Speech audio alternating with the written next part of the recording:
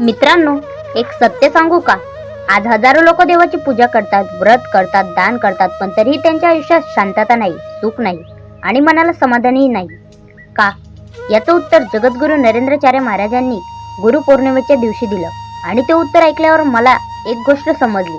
देवापर्यंत पोहोचण्याचा रस्ता मंदिरातून नाही तर गुरुच्या चरणातून जातो. मित्रांनो, आजचा हा व्हिडिओ शेवटपर्यंत नक्की पहा, कारण शेवटी मी तुम्हाला महाराजांनी सांगितलेली असा एक संकल्प सांगणार आहे, जो जर या गुरुपौर्णिमेला मनापासून केला तर तुमच्याही आयुष्यात दिशा बदलू शकते. जय सियाराम मित्रांनो, मी दिव्या सोनार तुमचं मनापासून स्वागत करते आपल्या नरेंद्र स्वामी 45 या चॅनलवर. मित्रांनो, गुरुपौर्णिमा म्हणजे फक्त गुरुचा हार अर्पण करण्याचा दिवस नाही. हा दिवस आहे स्वतःच्या मनात डोकवण्याचा, स्वतःला बदलण्याचा, गुरुने दाखवलेल्या मार्गावर चालण्याचा संकल्प करण्याचा. यावर्षी गुरुपौर्णिमेच्या प्रवचनात जगद्गुरू नरेंद्राचार्य महाराजांनी अशी शिकवण दिली जी प्रत्येक शिष्याने आयुष्यात एकदा तरी ऐकलीच पाहिजे. आज आपण ती शिकवण अगदी सोप्या भाषेत समजून घेणार आहोत. गुरु म्हणजे कोण? मित्रांनो, एक लहान मूल चालायला शिकतं कारण त्याचा हात धरायला आई असते. विद्यार्थी मोठा होतो कारण त्याला शिकवायला शिक्षक असतो. पण जीवन जगायला, संकटांवर मात करायला, स्वभाव बदलायला आणि देवापर्यंत पोहोचायला गुरु लागतात. महाराज सांगतात, गुरु फक्त ज्ञान देत नाही, तो माणसाला माणूस बनवतात. आज प्रत्येकाच्या हातात मोबाईल आहे, ज्ञानाची हजारो साधने आहेत, पण मन अशांत आहे.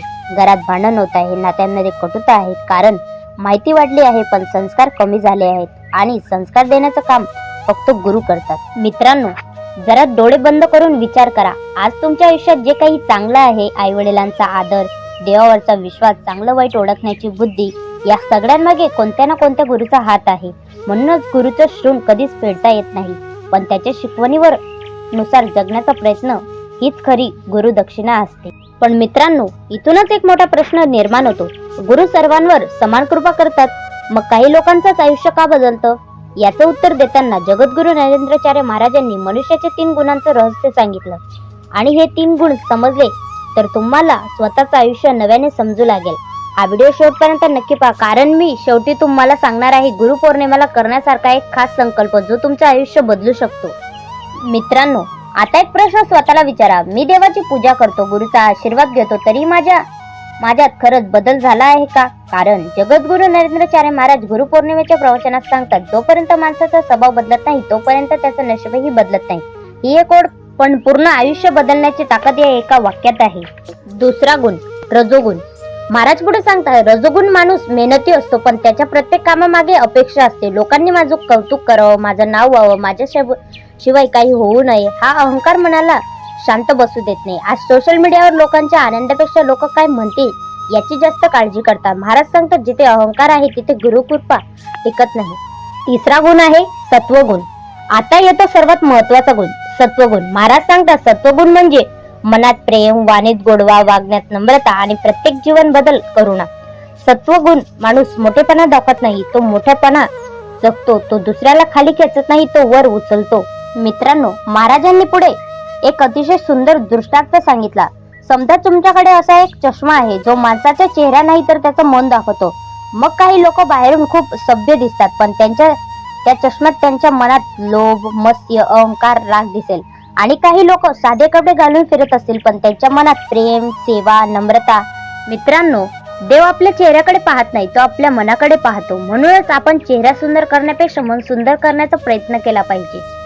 आज गुरुपौर्णिमा आहे, आपण गुरूंना हार अर्पण करू, नमस्कार करू. पण जर उद्यापासून पुन्हा राग, मत्स्य, अहंकार, निंदा हेच सुरू राहणार असेल तर गुरुपौर्णिमा साजरी करून काय उपयोग? महाराज सांगता, गुरूंना फुलापेक्षा बदललेला शिष्य जास्त प्रिय असतो. पण मित्रांनो, आता एक प्रश्न अजून बाकी आहे. महाभारतातील कर्ण हा इतका दानशूर असूनही महाराजांनी त्याचं उदाहरण का दिलं? फक्त दान केल्याने, फक्त पूजा केल्याने, फक्त भक्ती केल्याने मोक्ष मिळतो का? याचं उत्तर आणि गुरुपौर्णिमेला प्रत्येक शिष्याने कोणता संकल्प करावा हे आपण भाग 3 मध्ये जाणून घेणार आहोत. मित्रांनो, आतापर्यंत आपण समजलो गुरुचं महत्व काय आणि महाराजांनी सांगितलेल्या तमोगुण, रजोगुण आणि सत्वगुण काय आहेत. पण आता सर्वात मोठा प्रश्न, सत्वगुण कसा वाढवायचा?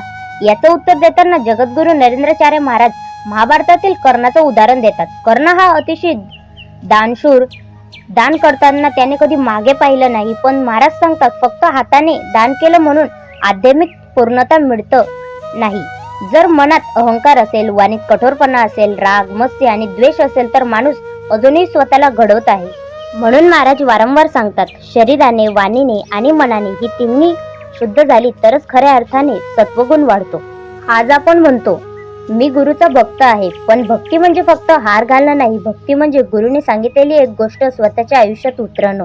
जर गुरुने नम्रता शिकवली तर अहंकार सोडणं, जर गुरुने क्षमा शिकवली तर राग सोडणं, जर गुरुने सेवा शिकवली तर निस्वार्थपणे सेवा करणं, हीच खरी गुरुभक्ती आहे. गुरुपौर्णिमेला एक संकल्प. मित्रांनो, या गुरुपौर्णिमेला गुरूंना फुल अर्पण करण्यापूर्वी स्वतःला एक प्रश्न विचारा, माझा कोणता एक वाईट गुण मी आजपासून सोडणार आहे? राग, मत्स्य, अहंकार, निंदा, आळस.